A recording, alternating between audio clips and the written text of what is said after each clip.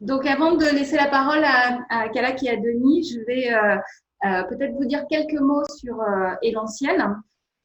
Donc, depuis plus de 20 ans, Elanciel développe les compétences relationnelles et comportementales en milieu professionnel. Et pour ça, en fait, Elanciel appuie chacune de ses interventions, qu'il s'agisse d'accompagnement des individus, d'accompagnement des collectifs ou de formation, sur l'approche systémique.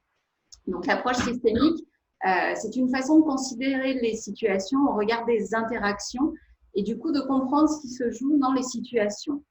Ça permet de rendre intelligibles des situations complexes. Et ainsi, en comprenant ce qui se joue dans les situations, les personnes sont en capacité de prendre de la distance et du coup d'entrevoir des stratégies d'intervention et de gagner en confort, notamment dans les situations qui leur paraissent bloquées.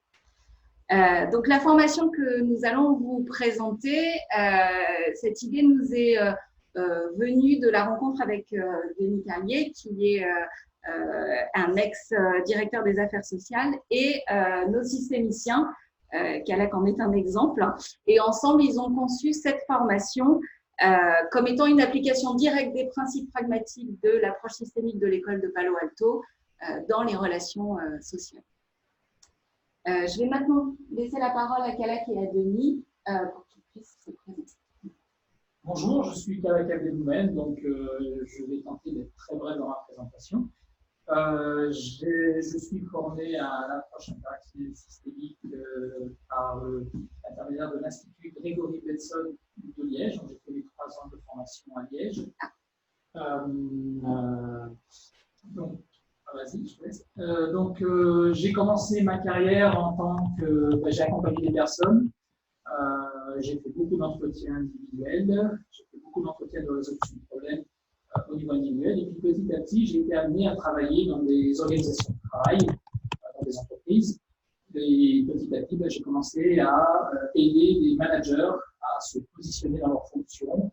J'ai aidé des managers à faire face à des situations de conflit, tout ça en utilisant l'approche interactionnelle systémique.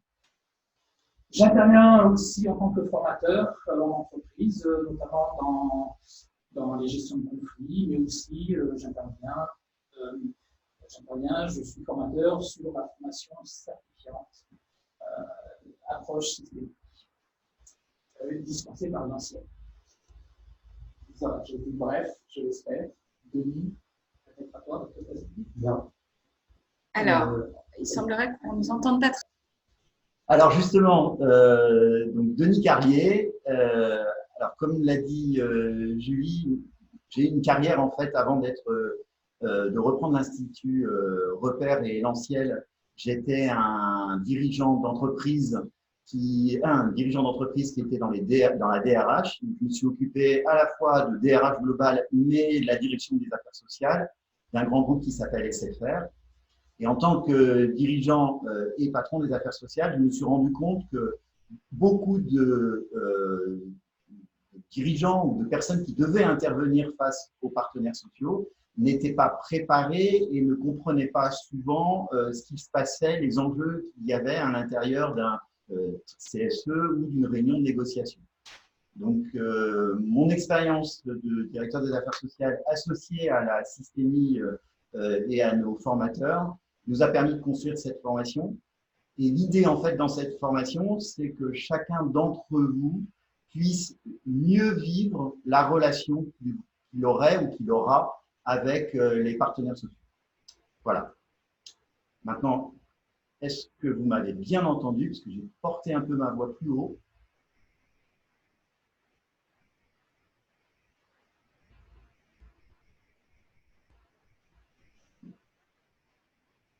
Parfait, merci. Parfait. Donc, les autres n'ont plus qu'à faire comme moi.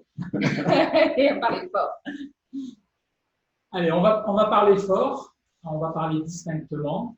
Avant toute chose, j'ai prévu dans cette présentation de vous faire un petit point sur comment le systémicien voit les choses. En fait, un systémicien, lui, il voit des systèmes de partout. Une réunion, c'est un système organisé en sous-systèmes. Donc, qu'est-ce qu'un système? Quelques petits points de repère là, dans le cadre de cette présentation. Un système, en fait, il faut bien comprendre que c'est un ensemble d'éléments en interaction dynamique, organisée en fonction d'un but. Ça, c'est vraiment la matrice primordiale, je dirais. Donc, un systémicien, lui, va d'abord observer les interactions, c'est-à-dire qu'il va sortir du regard unilatéral, moi et les autres. Il va s'attacher plus particulièrement à regarder, mais qu'est-ce qui se passe entre deux éléments, moi et les autres, si vous préférez, mais qu'est-ce qui se passe entre deux éléments? Il va observer les interactions, c'est-à-dire qu'il va se concentrer sur qu'est-ce qui est observable dans l'ici et maintenant.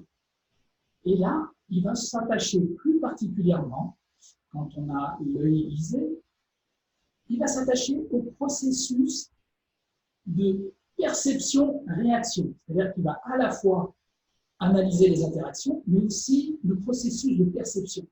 Et l'idée, c'est qu'à partir de là, on comprend qu'il y a des processus de construction de réalité. Je m'arrête là, je ne vais pas rentrer trop dans les détails.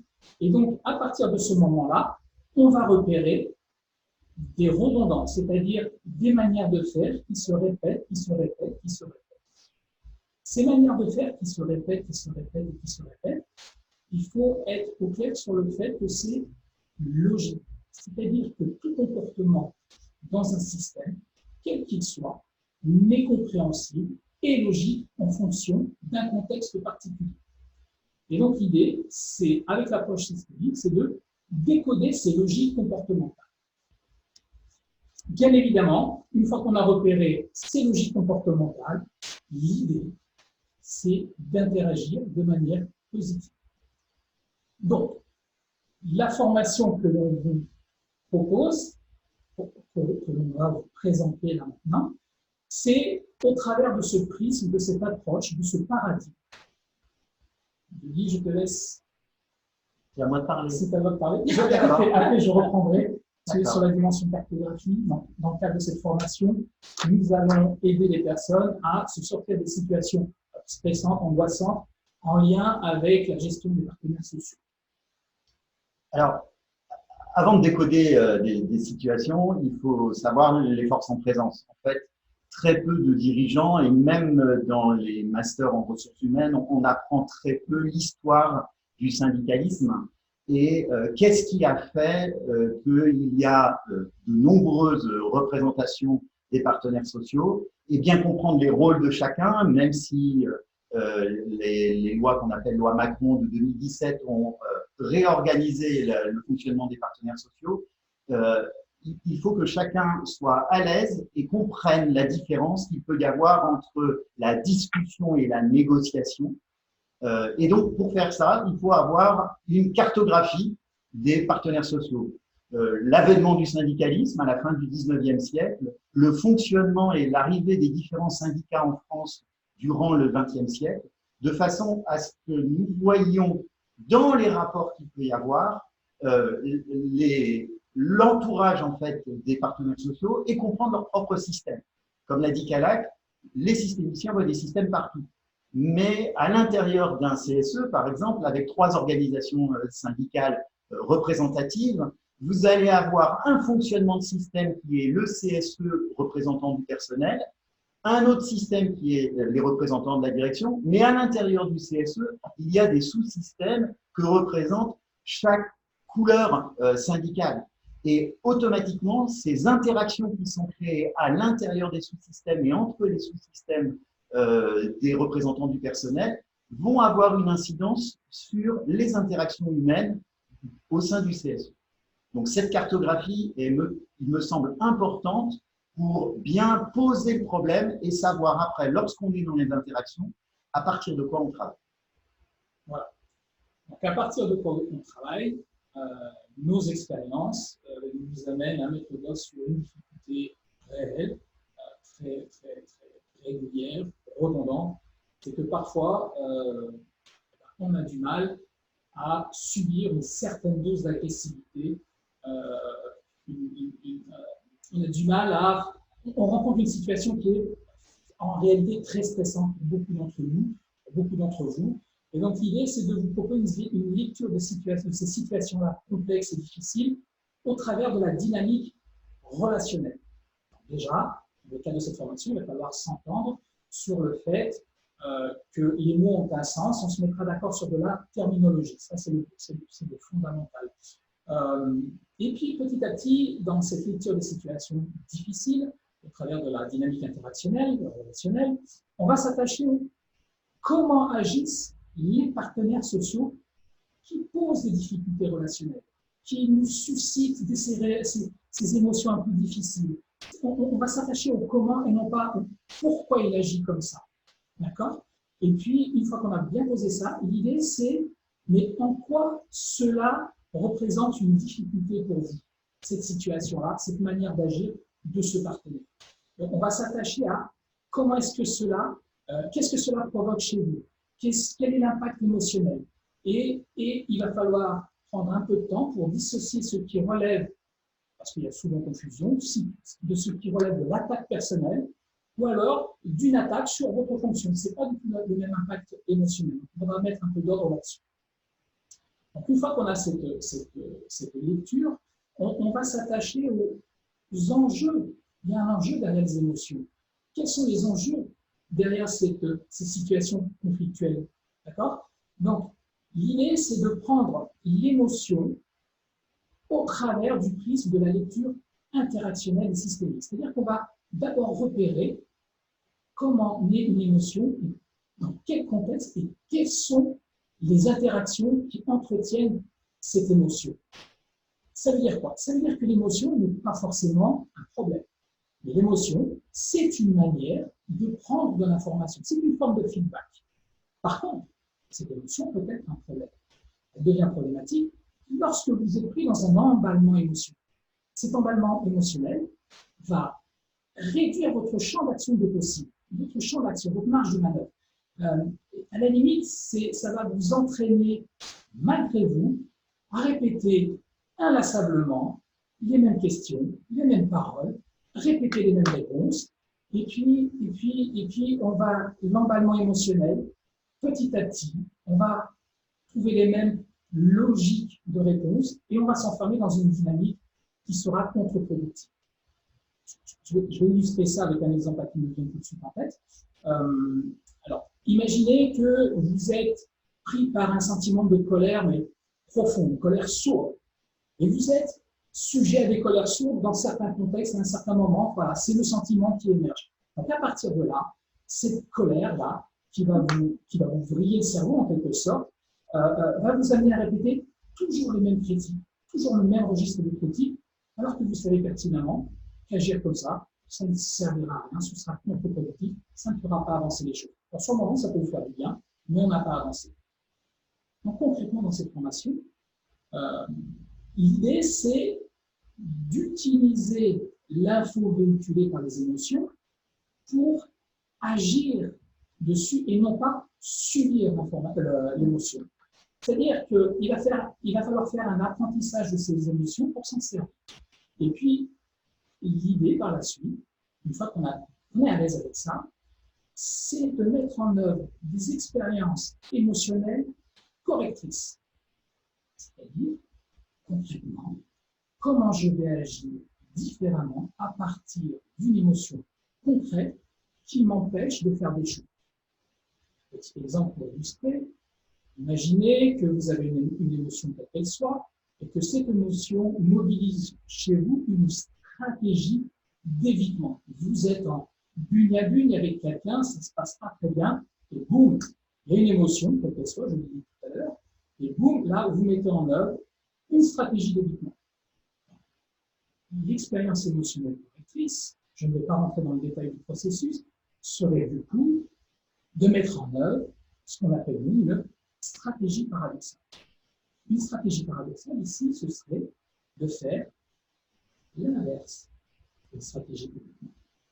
Je fais la présentation, le format ne nous permet pas de rentrer dans l'explication de comment on va mettre en œuvre ici cette stratégie paradoxale. Mais donc, si vous êtes sur une stratégie d'évitement, c'est comment on va vous outiller pour changer radicalement de stratégie, mais en respectant votre registre émotionnel. Donc, l'idée ici, dans ce que je viens d'exprimer depuis le début, l'idée ici, c'est comment vous allez améliorer votre prise d'information avec et au-delà du filtre émotionnel. Je répète, avec et au-delà du filtre émotionnel. Toute la stratégie ici consiste à prendre de l'information. Une fois que vous avez pris cette information, l'idée, est-ce que vous ne pourrez pas faire une petite scène pour donner un exemple? C'est là où on voit le patron. On s'improvise une petite scène pour illustrer tout ce qu'on vient de dire? Exactement, pour mettre en exergue. Alors, bien sûr, c'est une scène qui est jouée, hein, et de ma part, l'idée n'est pas de stigmatiser le comportement d'une direction ou de partenaires sociaux, mais juste que Calac, qui vient de parler de choses qui sont parfois un peu théoriques, puisse décoder une situation que nous allons jouer, Julie et moi, avec une lecture systémique. Okay. En essayant d'avoir un jeu de rôle qui est parfois imparfait, parce qu'on n'est pas des acteurs de théâtre. Non, on n'est pas. Voilà. Et comme j'adore le faire, puisque moi j'interviens souvent en conseil et en stratégie d'entreprise, donc je joue les partenaires sociaux et Julie va jouer une direction. Donc on va prendre quelques minutes et Calac qui va nous observer, puisque le propre même de la systémie, c'est souvent d'avoir une posture d'observateur, va décoder ensuite auprès de vous ce qu'il a vécu de la situation, y compris la situation émotionnelle dans laquelle je vais essayer de mettre Julie. Voilà. Programme. On essaye de faire.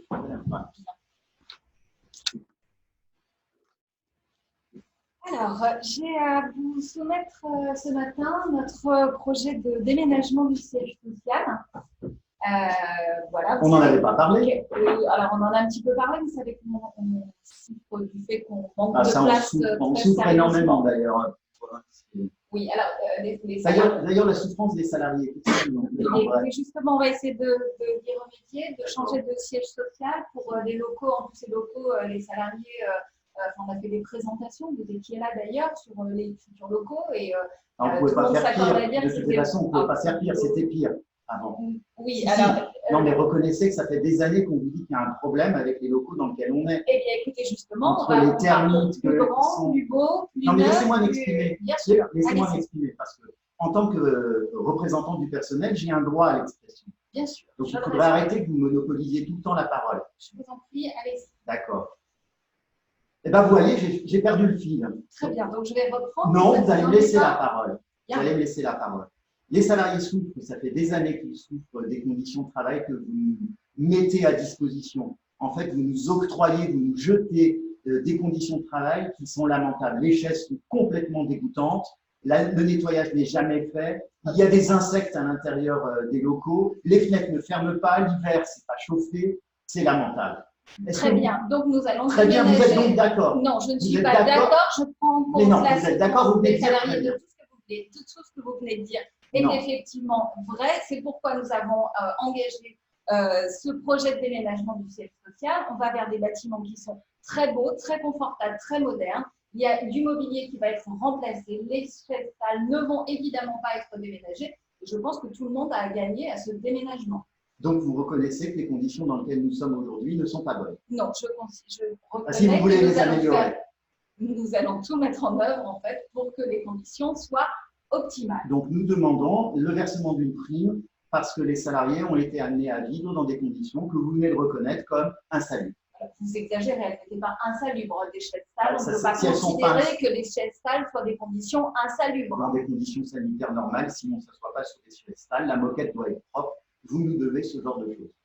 Malheureusement, on ne peut pas aller contre le fait d'être maladroit parfois, de renverser du café sur une chaise. Donc, on essaie de nettoyer pour autant. Absolument pas, ce n'est pas ce que j'ai dit. Je vous dis juste qu'on ne peut pas considérer que les chaises salles soient des conditions insalubres. Oui, c'est comme d'habitude. Très bien. On peut avancer sur le projet de déménagement. Donc, l'adresse, ce sera, comme vous le savez, dans la présentation, à tel endroit, rue machin chose, à Lyon.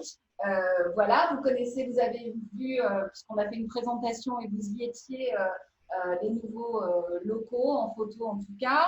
Voilà, nous, le déménagement. Se rendre sur place. Mais ça peut s'organiser, absolument. Eh bien, nous ne pourrons pas rendre un avis tant que nous ne sommes pas rendus sur place. Bien. Nous allons donc organiser votre visite des futurs Très bien. locaux. Bon, si vous voulez, on fait une interruption de cette réunion, on organise la visite et après on se revoit. D'accord. Et donc, D'accord, très bien, merci. Je viens de noter que vous êtes d'accord. on n'arrête pas. Oui, on va arrêter. Vous voyez les pieds de Jean, hein, mais voilà, Voilà. ça arrive. Alors, j'ai été gentil parce que je ne voulais pas que émotionnellement ma collaboratrice soit en burn-out à cause de moi. Mais vous avez vu que j'utilise tout pour l'embêter. Merci pour les applaudissements. Et alors, je stigmatise, bien sûr. Alors, c'est assez facile dans un jeu de rôle, mais je comprends que certains d'entre vous qui sont régulièrement face à des partenaires sociaux vivent ça, multiplié, parce qu'en fait, là, on n'était que deux. Mais quand les sous-systèmes dont j'ai parlé tout à l'heure se mettent en branle et qu'à l'intérieur d'un CSE, vous avez une dizaine de représentants qui jouent le rôle que j'ai joué, merci pour les commentaires. Ça sent vécu. Voilà, et c'est tout l'intérêt.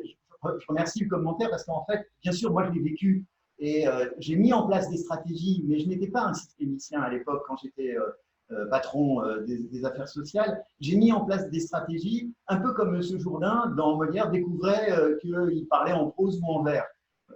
C'est l'importance maintenant de l'apport systémique, et je vais repasser la parole à Khaled, c'est justement de vous aider à ce que vous ne le viviez plus mal et que vous soyez capable de composer avec cette situation. Il y a quelques pièges dans lesquels j'ai fait tomber facilement Julie, mais déjà, si émotionnellement je ne l'avais pas embarquée, parce qu'émotionnellement elle s'est laissée déborder, j'ai réussi à en fait l'empêcher de suivre son fil. Et donc, elle est tombée dans mes pièges. Voilà. Ce que je veux dire, toute sa stratégie ici, c'est de l'empêcher de suivre son fil. Donc ici, alors, je vais utiliser du vocabulaire systémique, hein, je m'excuse. J'ai du mal à dire autrement. Voilà. En fait, ici, on a ce qu'on appelle aussi une belle escalade symétrique. C'est-à-dire que d'entrée de jeu, Denis est allé sur du frontal, sur ce que je vais appeler moi de l'attaque. Et il a une stratégie qui est finement rodée, c'est-à-dire qu'il va toujours rebondir sur le mot que dit. Ah, pardon. Donc, je disais, Denis, c'est un fin renard, c'est-à-dire il est sur une logique frontale, et sa stratégie à lui, c'est de rebondir systématiquement sur le dernier mot que prononce Julie. C'est-à-dire que là, Julie, en fait, elle est piégée, puisqu'il utilise le mot. Donc, on a ce que j'appellerais une escalade symétrique. Et le comble, c'est qu'on a à la fois, c'est du haut niveau là, Julie, hein, tu vas voir, on a à la fois une escalade symétrique et en même temps, elle a essayé de modifier ça, de faire tomber ça en étant dans ce qu'on appelle nous dans une forme de complémentarité. C'est-à-dire qu'elle va accepter quelque chose en disant oui, d'accord, mais là, logiquement, quand on est avec des partenaires qui jouent le jeu, qui sont dans la bienveillance, on va le dire comme ça, hein, et bien, quand Julie fait ça, théoriquement, ça devrait ramener la position sur une posture un peu plus calme. Non. Boum. Et là, on a une belle logique de justification. C'est-à-dire qu'au bout d'un moment, Denis amène Julie à se justifier. Denis a des exigences et il est, en langage systémique toujours, en posture haute. C'est lui qui a la main sur le cadre. C'est lui qui décide. C'est lui qui donne le rythme. C'est lui qui… c'est lui le patron de la réunion. C'est-à-dire qu'en fait, c'est lui, alors en langage systémique toujours, c'est lui qui va, dans le cadre de cette simulation, hein, réorganiser le système à son profit. Il va réorganiser les interactions à son profit. Et là, on a quelque chose, bon, je vais un peu loin, Denis, excuse-moi, là, on a déjà quelque chose du manipulateur. Ça marche? Voilà. Donc ici, la maîtrise, à mon avis, hein, je dis, hein, la maîtrise du cadre, ça y est, c'est fini. Il n'y a plus de maîtrise du cadre. Et derrière cette perte de maîtrise du cadre, c'est parce qu'il y a eu une espèce, alors je vais le dire à ma manière, hein, j'exagère un peu pour les besoins. Là. Il y a ici un emballement émotionnel que je ne vais pas nommer, mais il y a un emballement émotionnel, ce que j'appelle moi un emballement émotionnel. Voilà. Je te donne la… Non. Alors, moi, je voudrais juste rajouter quelque chose. L'idée, c'est pas de… Alors, c'est de tenir compte de ces émotions. C'est pas de se dire je vais résister en gommant mes émotions. C'est comment avec la systémie, je vais apprendre à me sentir à l'aise avec ces émotions et à les utiliser, en tout cas que cette tentative de déstabilisation, en fait, ne m'impacte pas et que je puisse gagner en confort dans cette relation qui n'est pas des plus agréables parfois. Donc l'idée ici, c'est bien d'améliorer sa prise d'information. Qu'est-ce qui s'est passé? Quel est l'impact émotionnel? Donc après, l'autre mouvement, c'est de construire des stratégies relationnelles pour gagner en confort. Alors, j'ai pris la maîtrise du temps, il me reste 20 minutes. D'accord. Donc ici donc, dans cette phase de construire des stratégies relationnelles pour gagner en confort, on va s'attacher à regarder la mécanique communicationnelle qui est en jeu dans ce type de situation. Ici, il va falloir tenir compte des différences de perception et de logique, et de bien comprendre que ces différences de perception et de logique sont les germes de la situation conflictuelle.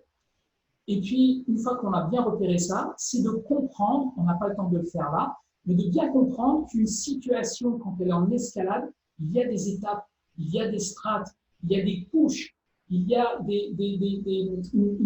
un déroulé logique de cette escalade. Donc l'idée, ce sera de vous apprendre à vous repérer dans ces processus interactionnels, de voir où est-ce que vous en êtes dans cette escalade. Une fois qu'on a bien démonté tout ça, on a bien décortiqué tout ça, l'idée sera de porter une attention toute particulière à vos tentatives de régulation. Quand vous êtes confronté à ces situations, qu'est-ce que vous mettez en œuvre comme manière d'agir? Alors, ici, très souvent, on a comme niveau de réponse, je fais comme ça, quand ça ne marche pas, on va dire que c'est du A, quand ça ne marche pas, je fais du B, quand ça ne marche pas, je fais du C. En fait, nous, en tant que systémicien, on va décoder que le A, le B, le C, en fait, on fait toujours un peu plus de la même chose. Dit autrement, c'est ce qu'on appelle, nous, des tentatives de solution. En fait, on croit qu'on fait des choses différentes, mais ces choses que vous allez dire c'est différent, en fait, elles répondent toujours à une logique relationnelle, à une logique de paradigme. C'est ça que l'on va mettre en exergue. Et donc, ici, c'est de bien saisir que très souvent, c'est un peu plus de la même chose, est particulièrement inutile pour résoudre la difficulté qui submerge, mais particulièrement utile pour maintenir le problème. Alors, je vais peut-être m'approcher, je suis désolé, c'est ma voix qui baisse. En fait, je n'ose pas parler trop fort, je n'ai pas l'habitude. Allez. Ok, donc il y a ça à repérer, et puis dans ce cocktail de choses que vous mettez en œuvre et qui vous reviennent en négatif, très souvent, quand vous êtes englué dans ces tentatives de solution, c'est un peu plus de la même chose, vous mettez en œuvre une escalade symétrique. On va parler plus fort, on va se positionner, voilà. Si ça ne marche pas, ça vous enfonce un peu plus. Et c'est là qu'intervient la confusion. Donc, dans cette prise d'information, il va y avoir confusion entre les faits, les opinions et le ressenti.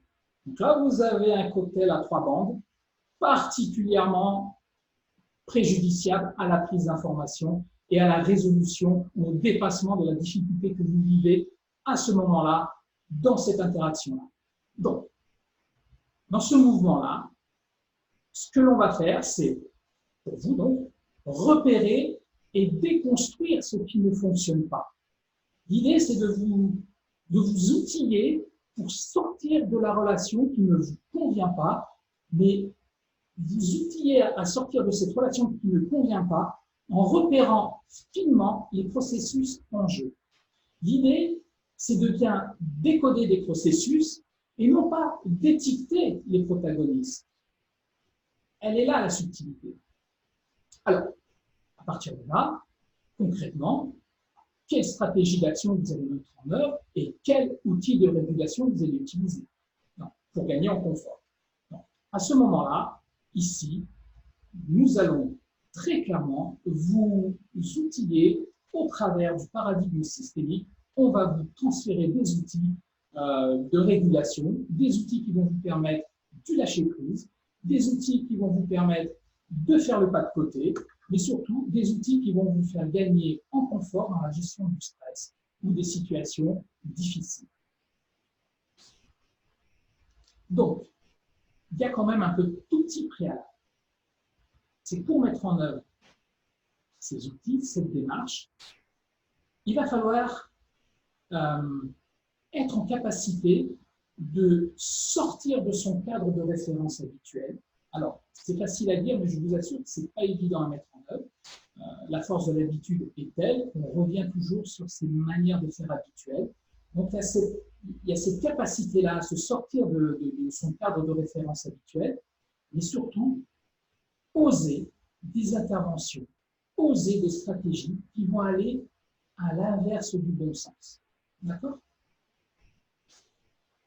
Quels sont ces outils? Je ne vais pas vous faire le listing complet, je vais donner quelques outils emblématiques. La situation qui vous pose problème, en général, elle pose problème, c'est parce qu'on a essayé d'y faire face, on a essayé de mettre en œuvre plein de stratégies pour s'en sortir, et ça ne fonctionne pas. Comme je l'ai dit précédemment, ces stratégies-là vont être très utiles pour maintenir votre difficulté, vous laisser dans cette difficulté. Donc, tout le travail que l'on va faire, ça va être d'identifier tout ce que vous avez mis en œuvre, et à partir de là, il va y avoir un travail très fin de décodage d'informations, puisque la logique ici, ce sera de repérer quel est le point commun à toutes ces tentatives de solution. Il y a un point commun. C'est-à-dire qu'ici, on va vous permettre d'accéder à un niveau d'information, qui est, on va dire pour faire simple, un niveau 2 d'information. C'est une forme de méta-information. Ce serait une information sur l'information.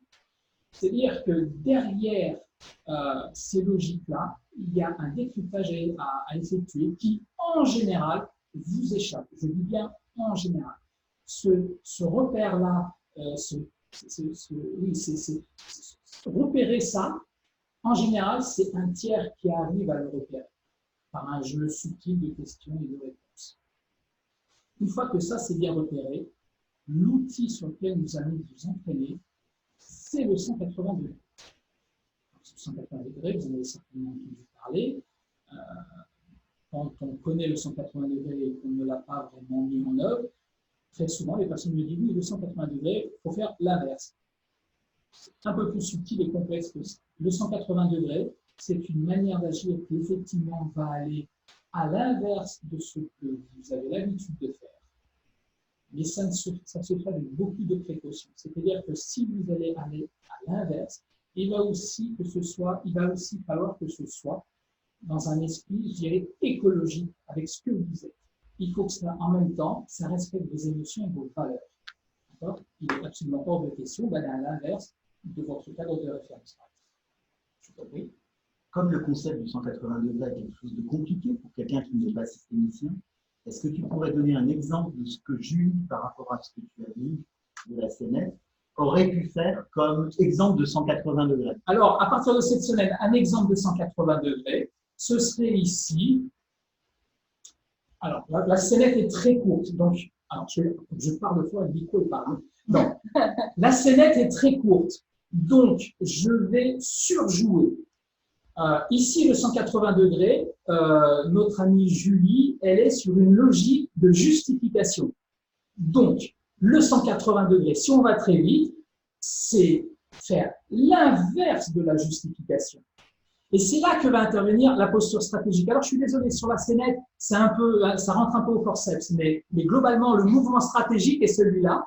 Ici, la logique du 180 degrés, ce serait de faire un lâcher-prise et de dire, et c'est là où je parlais tout à l'heure de cohérence écologique, je crois que je l'ai dit à peu près comme ça, c'est là où toi, Julie, il va falloir que tu sois en capacité de dire, ok, ben vous avez bien raison. Pardon, je le répète plus fort. Ok, eh ben vous avez bien raison. C'est pas évident. Vous savez, ça, si je devais le vendre à Julie là tout de suite, elle ne le prend pas, ça. Hein. Alors, j'ai un peu confiance. Non, je suis allé. Alors, ici, là, on va appeler un systémicien, on va vendre une tâche. On ne va pas lui dire de manière aussi frontale. C'est-à-dire qu'on va l'amener au travers. Alors, écoutez bien. Autre outil, au travers d'un recadrage, on va amener Julie à revisionner sa posture et effectuer ce mouvement de 180 degrés. Maintenant, il faut que j'explique le recadrage. Le recadrage en systémie, c'est modifier, donc ça, c'est l'intervenant qui fait ce travail-là, mais vous êtes en capacité, quand vous serez outillé, vous serez en capacité de le faire, avec un peu d'entraînement quand même, vous serez en capacité de, au travers du seul outil que vous ayez, qui est la communication, vous serez en capacité de modifier le point de vue conceptuel, perceptuel et émotionnel d'une situation. C'est-à-dire qu'en une phrase, vous allez agir sur ces trois registres: conceptuel, perceptuel et émotionnel d'une situation. Et c'est parce que vous aurez fait ce recadrage, malheureusement, le temps imparti ne nous permet pas de rentrer dans le détail, parce qu'il faudrait tout le temps. Voilà, c'est parce que vous aurez fait ce recadrage que vous allez permettre à Julie de mettre en œuvre une dynamique de changement sur le registre du 180 degrés. Alors, Julie, je te pose la question directe, est-ce que je suis clair? Et puis, pour nos auditeurs, est-ce que j'ai été clair? Parce que des fois, j'ai tendance à m'emballer. Alors, moi, je vois. Tu vas le voir. Oui, je vois de quoi tu parles. Je crois que ce qui est important, c'est que le formateur ou l'intervenant n'est pas là pour dire dans cette situation, en fait, finalement, tu aurais dû intervenir comme ça. Mais c'est vraiment, voilà, c'est une petite phrase qui me permet de considérer la situation autrement, finalement, de changer de point de vue, de faire un pas de côté et de me dire, ah oui, en fait, peut-être que je pourrais essayer ça parce que je pourrais gagner en confort là-dessus. Voilà. Voilà. Est-ce que vous pourriez donner un exemple de recadrage? Alors, un exemple de recadrage. Alors, tu te remets dans la situation qu'on a assez nette. Alors, attends, si je m'en... Alors, attendez, il faut le... Ça a chaud. Un exemple de recadrage. J'en ai fait un dernièrement. Alors, attends, j'en ai fait un dernièrement en situation en entreprise. C'était une dame qui vivait, alors c'est pas dans le cadre de, c'était une dame qui se retrouvait isolée dans un bureau avec une collègue qui n'était pas son hiérarchie, mais qui vivait une situation très difficile pour elle parce que cette personne-là l'écrasait littéralement, c'est-à-dire qu'elle ne la laissait pas respirer et comment dire, elle rapportait à la direction, c'est les propos de la dame, elle rapportait à la direction tous ses faits et gestes. Elle avait une posture de contrôle alors qu'il n'y avait pas de lien hiérarchique. Le seul truc qu'elle avait pour elle, c'est qu'elle avait de mémoire une quinzaine d'années d'ancienneté et l'autre avait à peine 3 ans et ça faisait 3 ans qu'elle souffrait. Et donc, alors, pour aller très vite, on va dire qu'elle vient me voir, je vais très très vite, elle vient me voir, elle me dit en substance aidez-moi. Donc je prends plein d'infos et notamment sur le registre émotionnel et cette dame me dit mais cette personne dans cette entreprise, c'est un chêne. C'est un chêne. Et moi, je ne peux rien faire contre ce chêne. Elle a des racines profondes, elle a un beau feuillage, etc. etc. L'exemple de recadrage qui a été efficace dans cette situation-là, donc je vous l'ai dit, je vous assure qu'elle a été efficace, j'expliquerai pourquoi elle a été efficace, c'est je lui dis en substance, madame, j'ai bien compris que vous étiez juste petit roseau et que malheureusement, on vous a placé en terrain humide et marécageux à l'ombre de ce chêne. Ce chêne vous fait de l'ombre constamment, vous empêche de respirer, mais juste une petite nuance, chère madame, c'est que vous, en tant que roseau, vous êtes ensemble et que demain, quand il y aura une bourrasque,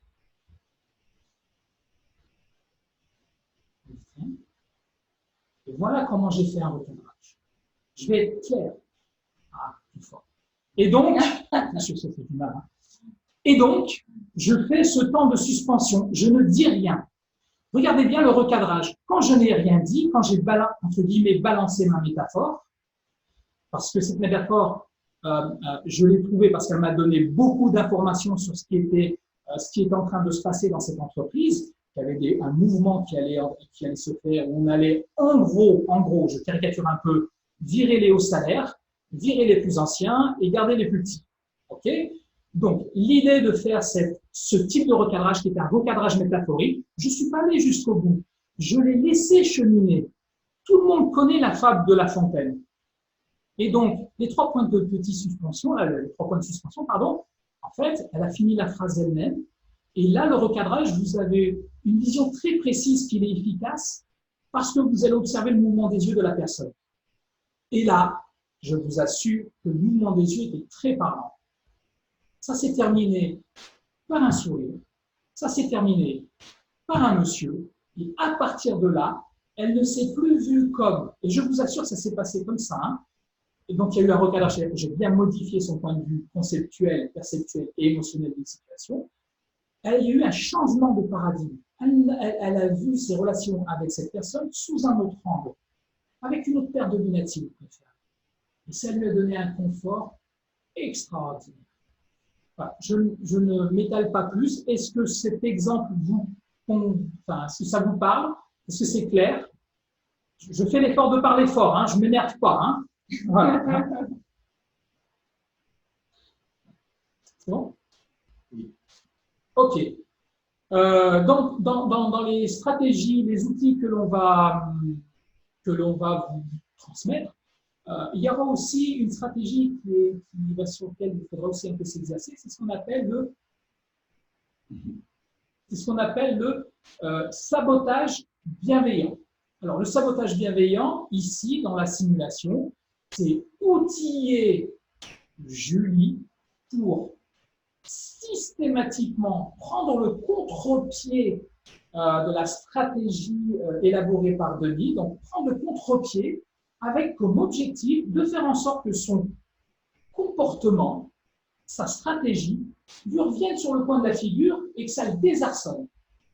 C'est-à-dire qu'elle va créer au travers de cette technique de sabotage bienveillant, se donner une marge de manœuvre qui reposera, écoutez bien, sur le fait qu'elle va changer de posture, qui va désarçonner de lui.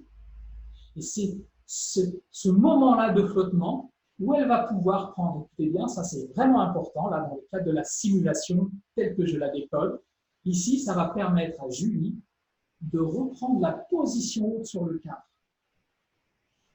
Mais pas n'importe comment, parce qu'il y a un jeu subtil, c'est quand vous allez prendre cette position haute sur le cadre, il va falloir en même temps rester humble dans la relation pour éviter une logique d'affrontement de moi et moi, on s'affronte.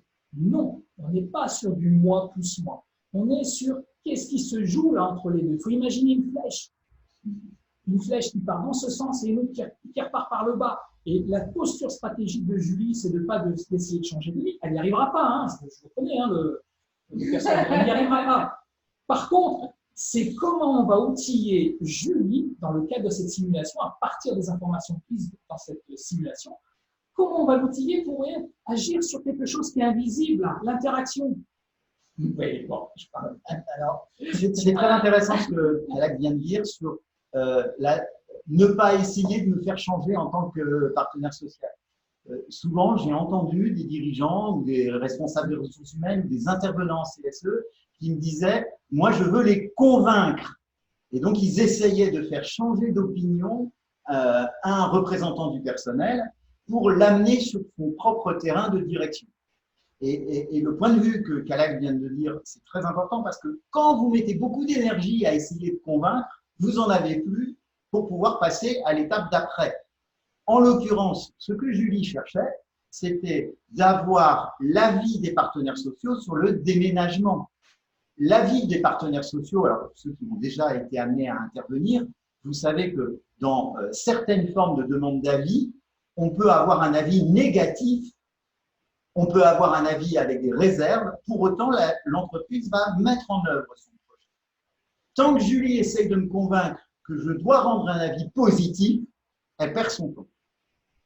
Dès qu'elle est dans une logique de « je vais essayer d'obtenir l'avis », c'est-à-dire quel est mon objectif final, c'est d'obtenir l'avis, elle va pouvoir passer au-dessus un certain nombre de mes stratégies qui consistent à bloquer l'avis parce que je ne suis pas d'accord.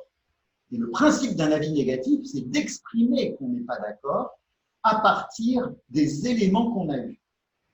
Voilà. Et c'est ça qui est important dans ce que Kalak dit en décodage systémique. Et beaucoup qui sont face à des partenaires sociaux sont dans une logique de j'essaye de les convaincre plutôt que j'essaye de passer mon point. Alors, ce n'est pas tout à fait de l'empathie, comme le dit quelqu'un, c'est juste un objectif, c'est-à-dire que votre objectif, c'est d'obtenir que votre point à l'ordre du jour ou que votre négociation, justement dans une négociation, aboutisse. L'aboutissement d'une négociation ne veut pas dire que tout le monde sort de la salle en s'embrassant parce que c'est génial, on a passé un super bon moment. Ce n'est pas l'objectif ni des partenaires sociaux ni de la direction. Il y a une question que j'ai vu passer aussi, quelle est la différence avec le coaching? Alors là, on intervient dans le cadre d'une formation. Cette formation dont Julie va parler, qui est une formation que l'on peut faire en inter-entreprise, mais que l'on a l'habitude aussi de faire en entreprise pour des collectifs. La formation, ce n'est pas la même chose que du coaching. En revanche, le coaching, Kalak utilise la systémie dans des interventions de coaching qui sont souvent des interventions assez courtes, puisque le coaching à base de systémie permet de faire des interventions sur 4-5 séances souvent. Mais le coaching, c'est le protocole d'accompagnement d'une personne. La systémie, c'est l'outil qui va servir à ce protocole. Et cet outil, on peut l'utiliser, et c'est le propre de notre formation, dans les relations avec les partenaires. Pourriez-vous, il y a une question. Alors, ce que je vous propose, c'est que comme il est déjà 9h27, si tu as encore quelques petites choses à dire, on vous ouvre les micros, parce qu'en fait, c'est très long de lire les questions. Et c'est surtout que les autres n'entendent pas vos questions, donc on est obligé de les relire. Donc, on va vous rouvrir les micros de façon à ce que chacun et chacune d'entre vous puissiez poser des questions. Ce qui est compliqué quand on n'a pas de caméra pour vous, c'est qu'il faut que vous arriviez à ne pas parler tous ensemble. Voilà.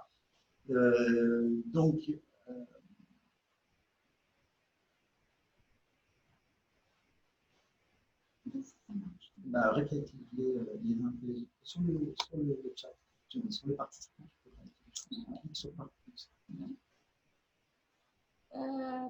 Voilà. Voilà, donc là, les micros, vous pouvez les réactiver.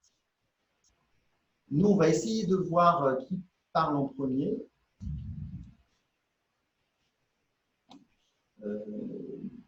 Myriam Camus, c'est ça? Vous aviez... Oui, bonjour. Est-ce que vous pourriez rejouer la première scène où vous faisiez l'IRP en faisant le deuxième outil justement pour déstabiliser, changer le prisme? Alors, ça va pas être très simple dans le temps qui nous reste en fait. Je comprends bien ce que vous voulez voir. Vous voulez voir la mise en pratique en fait. La difficulté, c'est qu'en fait, il faut qu'on se remette en situation et si on veut que tout le monde puisse poser des questions et on a encore quelques messages à vous faire passer avant 10 heures, ça va pas être très simple. Voilà. Je peux comprendre que ça puisse vous frustrer un petit peu, mais comme on n'est pas des acteurs émérites en théâtre d'impro, je suis pas sûr qu'on va pas se louper, en fait. Ah, pourtant, je trouve que vous avez une bonne capacité, hein. J'ai une bonne capacité à énerver tout le monde, ça, toutes mes équipes le savent. Y a-t-il d'autres questions? Vous pouvez chacun d'entre vous réactiver votre micro tout seul. Si vous ne savez pas le faire, vous pouvez nous demander de l'aide. Voilà. On vous entend? Peut-être. Quelqu'un qui a le pseudo Ellie? Oui, bonjour.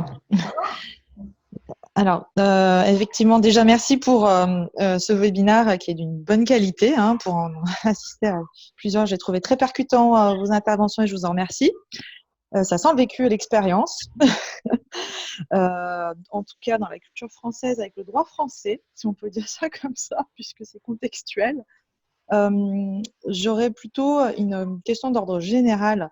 Si ces processus dans ce type de réunion de cette nature-là sont quand même assez établis, aussi bien sur l'historique philosophique des organisations syndicales que dans le monde économique du travail, comment en fait ne pas arriver à les changer par un point de vue législatif plus que sur l'approche comportementale? C'est un peu l'interrogation qui me vient à l'esprit ce matin en vous regardant et en voyant et en observant ces mêmes phénomènes se reproduire inlassablement dans beaucoup d'entreprises. Voilà. Alors, j'ouvre un peu le débat sur un sujet un peu différent. On ne peut pas changer le cadre législatif. Les syndicats professionnels peuvent faire du lobby et de modifier. En revanche, ce cadre législatif, souvent, il est mal utilisé par les représentants de la direction. Et les représentants du personnel, eux, sont très bien formés au cadre législatif.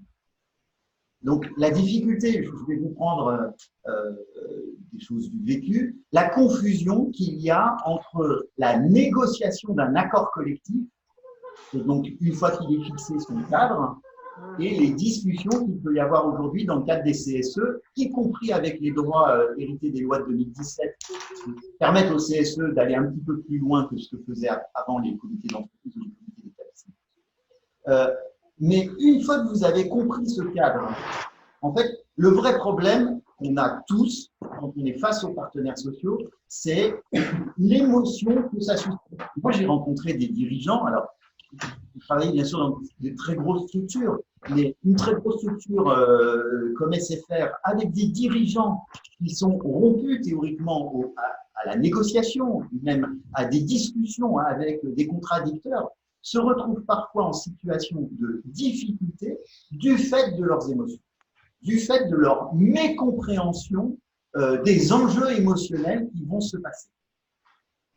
Et c'est pour ça que notre formation, elle a pour but de traiter cette partie-là et d'outiller les stagiaires et de vivre avec ce cadre. En fait, ce cadre de référence, les partenaires sociaux sont en face de vous et c'est un fait. Et d'ailleurs, pourquoi les appelle-t-on partenaires sociaux? Pourquoi les appelle-t-on partenaires alors que ce qu'on leur reproche souvent, c'est de ne pas l'être? Et pourquoi, si on veut essayer de faire un 180 degrés, ne pas jouer sur la logique de partenaire plutôt que de tentative de destruction que l'on vit souvent? C'est avec les outils systémiques que l'on peut être capable de décoder différemment la situation, les enjeux de ces partenaires sociaux, et puis de s'appuyer sur les sous-systèmes. On en a parlé un tout petit peu au début. Là, on ne peut pas jouer à deux les sous-systèmes, mais je vous assure que quand vous avez compris la systémique et que vous décodez dans les personnes que vous avez en face de vous des sous-systèmes qui ne sont pas tout à fait alignés avec la technique que j'ai utilisée moi en tant que représentant du personnel, vous pouvez jouer là-dessus, ce que Julie ne pouvait pas faire. Mais il faut avoir décodé les sous-systèmes. Et par exemple, ce que j'ai fréquemment entendu, c'est « non, mais de toute manière, ils sont tous pareils. Il n'y en a pas un pour remonter l'autre. » Voilà. Une fois qu'on a dit ça, cette posture que l'on a est une erreur. Parce que ce n'est pas vrai. Ils ne sont pas tous pareils et ce sont tous des êtres humains différents. Il faut donc être capable d'aller aussi jouer avec leurs émotions, avec leur profondeur et ne pas faire d'amalgame. Parce que l'amalgame va permettre une seule chose, c'est qu'ils vont tous se lier contre celui qui est l'amalgameur, en fait. Et on va perdre. Alors que la stratégie d'avoir décodé les sous-systèmes permettra de s'en sortir et d'emporter, en gros, peut-être pas l'assentiment et l'avis positif dans le cadre d'un projet de déménagement, mais le fait qu'on finisse par rendre un avis pour passer à autre chose. Voilà. Est-ce que ça vous convient comme réponse? Oui, ça me convient, merci. Après, la question que ça m'amène, c'est face à un interlocuteur procédurier et dogmatique, quel est le pas de côté que vous conseillez? Je ne peux pas vous répondre comme ça au pas de côté parce que je comprends très bien ce que vous voulez dire. Mais typiquement, par exemple, le dogme. C'est l'objet, quand je vous ai parlé tout au début de mon intervention, de la cartographie. Pourquoi y a-t-il tant de syndicats en France? On peut tous se poser la question. D'autres pays en Europe ont des syndicats qui sont des syndicats corporatistes. Nous n'avons pas des syndicats corporatistes, nous avons des syndicats avec des couleurs, avec des obédiences, avec des courants de pensée. Mais comme ils ne sont pas tous dogmatiques de la même façon, on peut jouer avec ce dogme. C'est là où il est beaucoup plus facile. Alors, moi j'ai travaillé dans des centres d'appel où il y avait Sud et la CGT. Eh bien, comme Sud et la CGT, ce n'est pas pareil, vous pouvez jouer sur leurs différences. Mais la meilleure façon de jouer sur leurs différences, c'est de les comprendre, de savoir ce qu'ils disent, leur rhétorique, rentrer dans leurs mots, aller regarder leur site. Et c'est là que vous pouvez, à ce moment-là, non pas sortir du dogme, mais opposer des dogmes entre eux, de façon à ce que vous passiez ou vous finissiez par passer votre point. Et donc, le pas de côté dans le dogme est compliqué à dire dans l'absolu, mais dans tous les cas, il est possible, une fois que vous avez face à vous déjà au moins deux sous-systèmes et qui ne représentent pas le même dogme. Là où c'est un petit peu plus compliqué, c'est quand vous avez un syndicat unique représentant un seul dogme. Oui, c'est plus compliqué là. Mais ce n'est pas impossible. Hein. Je l'ai vécu, ce n'est pas impossible. Ok, merci beaucoup. Merci pour la réponse complète. Je ne sais pas s'il y a d'autres questions. Du coup, donc n'hésitez pas, si vous avez des questions, on surveille. Alors, un petit mot sur cette formation. Donc, je vous enverrai le programme complet de la formation, bien que Kalak en ait fait une présentation détaillée, mais voilà, vous aurez donc le récapitulatif complet du programme de cette formation. Cette formation, elle est d'une durée de 2 jours. Alors, pas 2 jours consécutifs, mais 2 jours en 1+1, avec une intersection entre 4 et 6 semaines à peu près. L'idée étant que vous puissiez acquérir une première palette d'outils et puis la mettre en œuvre et puis réajuster le 2e jour. Voilà pour ça. La formation, donc c'est une formation qu'on propose évidemment donc en inter-entreprise, c'est l'objet de cette présentation. D'habitude, on la fait en intra-entreprise, donc les deux sont possibles. Là, donc c'est sur l'inter-entreprise. Une première session a été fixée en octobre et décembre à Lyon. Voilà, c'est une formation qu'on pourra proposer donc à Lyon. Là, il y a une session qui est posée, mais qui pourra aussi se dérouler à Paris. Si on a un groupe à Paris. Je vous enverrai également, donc, comme je l'ai dit, le lien de cette vidéo si vous voulez réadmirer notre fabuleux jeu d'acteur. Voilà, et puis bien évidemment, je me tiendrai à votre disposition. Vous avez de toute façon mes coordonnées. Je me tiendrai à votre disposition si vous avez la moindre question. Alors, pour ceux qui seraient des fans parmi vous absolus du jeu d'acteur, de ce que vous venez de voir, dans le programme de la formation, justement, on a prévu un jeu d'acteur au démarrage, un peu du même acabit que celui-là, pour pouvoir poser des situations et que tout le monde se sente à l'aise sans forcément que les stagiaires présentent leur propre cas immédiatement. Ce jeu d'acteur, alors moi j'interviendrai, je ne suis pas un formateur, donc j'interviendrai comme poil à gratter auprès du formateur dans la première demi-journée, a priori, de façon à mettre un peu de corps sur le vécu, comme vous l'avez fait là, mais en un peu plus long, hein, parce que je peux être encore plus lourd que je l'ai été là. Et puis ensuite, par le biais des 2 fois 1 jour, de pouvoir aussi avoir un temps de pratique ou de scénette que les stagiaires vont s'accaparer, de façon à ce qu'il y ait une lecture systémique des scénettes. Parce que la formation théorique est très facile, et vous l'avez vu, quand on fait de la théorie, vous nous posez des questions sur « et en pratique, ça veut dire quoi ? Comment on fait ?» Et donc, le fort d'Édentiel, dans nos formations, c'est toujours de mettre du pratique. Donc, on vous apporte des compétences, et c'est l'objet d'une formation professionnelle, mais on étaye la théorie par des scènes pratiques. Et c'est important que vous le voyez parce qu'il n'y a rien de mieux que l'expérimentation ou le jeu de rôle vécu. Et vous verrez pour certains, certaines d'entre vous, si vous n'avez jamais joué le rôle de partenaires sociaux, que c'est à la fois très intéressant de le jouer et pas si simple que ça. Mais ça vous oblige, dans le cadre des formations, à changer votre cadre de référence et à vous mettre à la place plutôt que d'être dans une logique d'observateur, oui, ils sont tous pareils, d'essayer de jouer le rôle. Mais c'est pas simple. Et si vous demandez à un syndicaliste de jouer le rôle du patron, vous verrez que c'est complètement, c'est très difficile.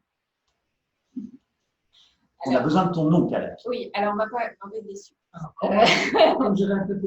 Je vous le remettrai dans le mail. De toute façon, je vous mettrai les noms.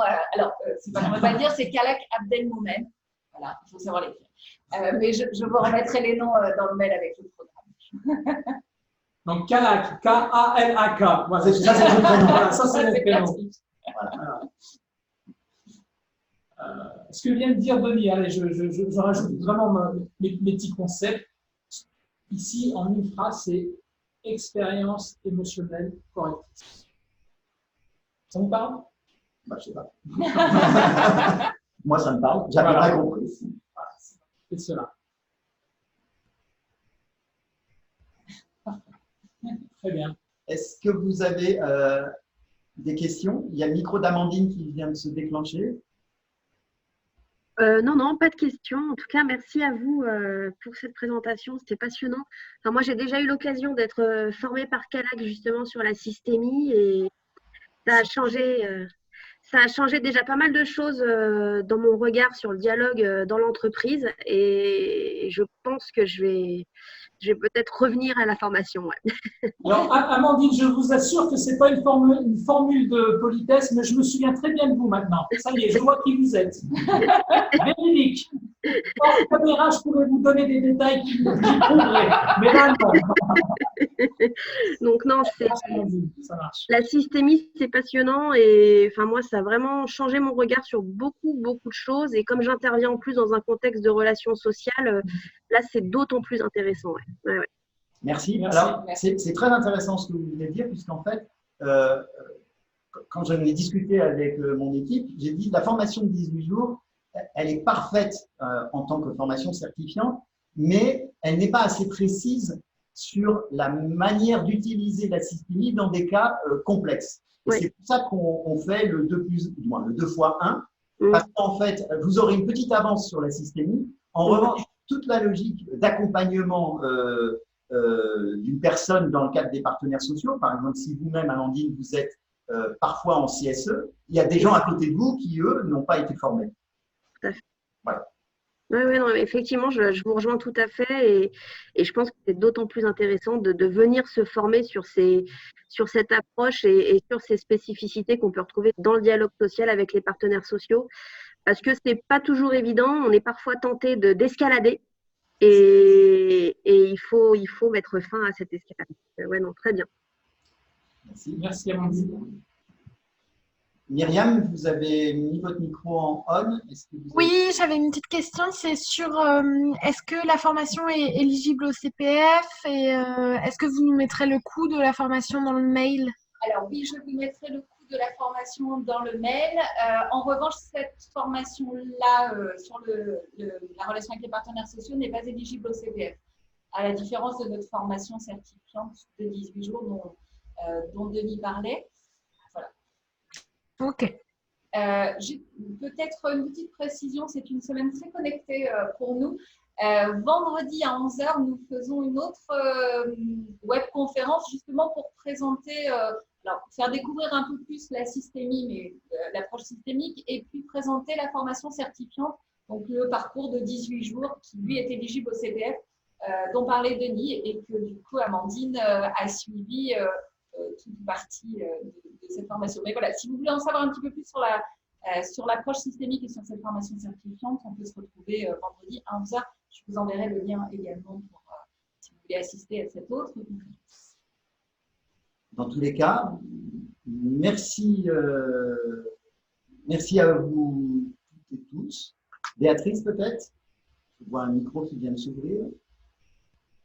Non, j'ai fait une erreur de manipulation. Je voulais vous écrire et vous dire merci, voilà, et en fait, j'ai pas réussi, donc voilà. Merci beaucoup pour cette présentation. Nous vous remercions tous, et nous aussi, nous vous souhaitons une excellente journée. Merci à vous d'avoir répondu à notre appel. N'hésitez pas à revenir vers Julie, qui est vraiment votre interlocutrice, et à rentrer dans le détail pour avoir le détail de la formation et de tout ce que l'on peut faire à côté, y compris s'il y a des besoins, puisque j'ai vu passer quelques petits messages, sur le coaching ou des interventions coaching. Moi, je suis un fervent défenseur du coaching systémique avec intervention courte, mais c'est un autre volet par rapport à notre volet d'organisme de formation. Merci à tous. Merci. Bonne journée. Bonne journée à vous. Portez-vous bien.